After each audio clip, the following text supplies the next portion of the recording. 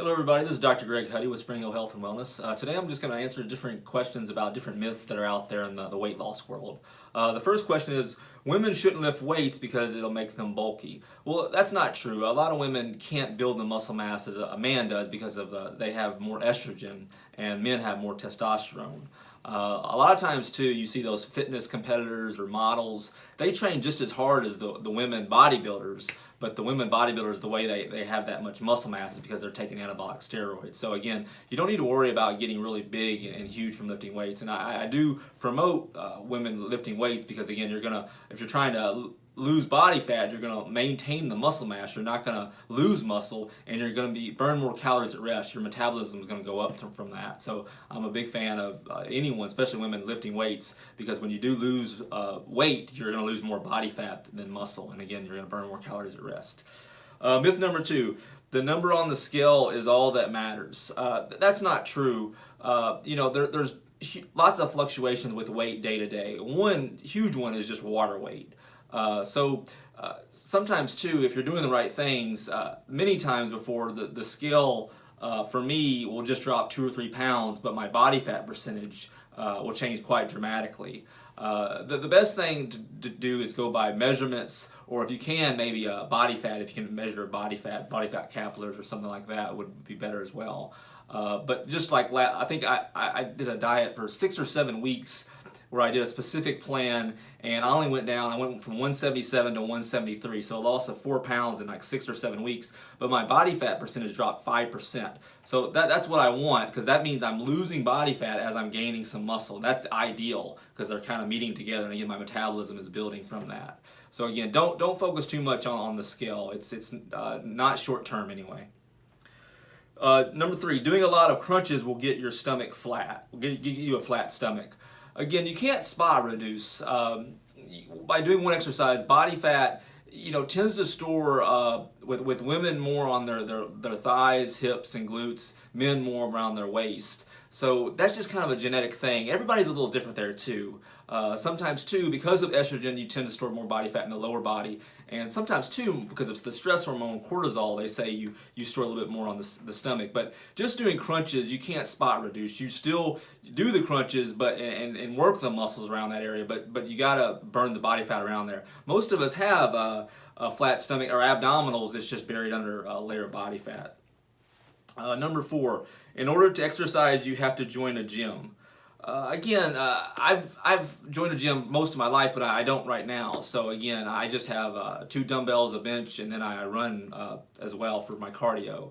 But you can be real creative. I've done the steps in my house before. I've done, you can do jumping jacks, you can do jump rope, anything that you can just get your heart rate up. And then something anaerobically with bands or just some light weights or just using stuff around the house, especially during this quarantine time right now. So again, you don't need to join a gym. And sometimes, to be honest with you, I feel like I'm more focused. Just depends on your personality.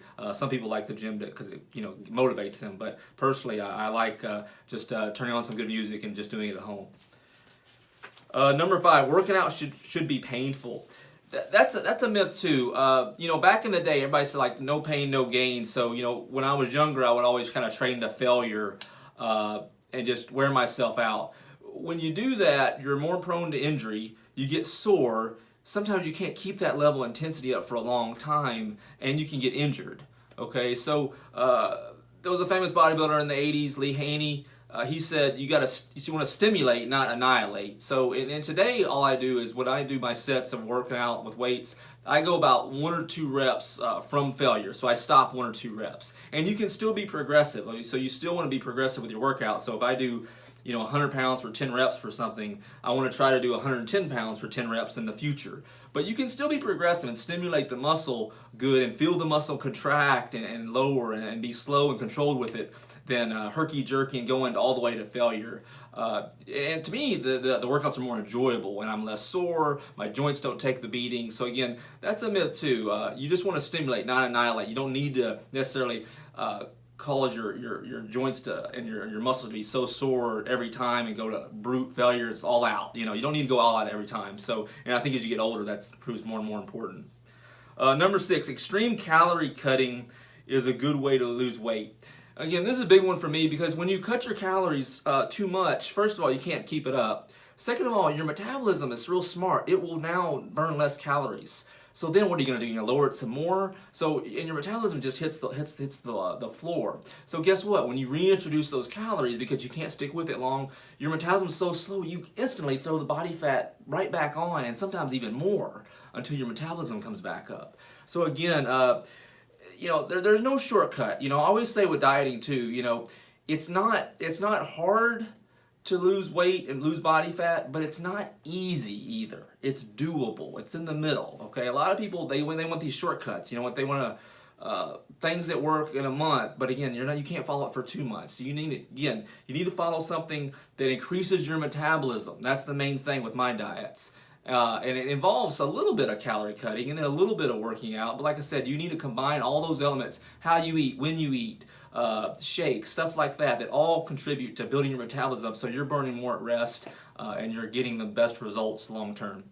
Dr. Greg Huddy here. Hope this guys was very informative for you guys. Let us know, and it's always free to come in and talk to us. Thanks.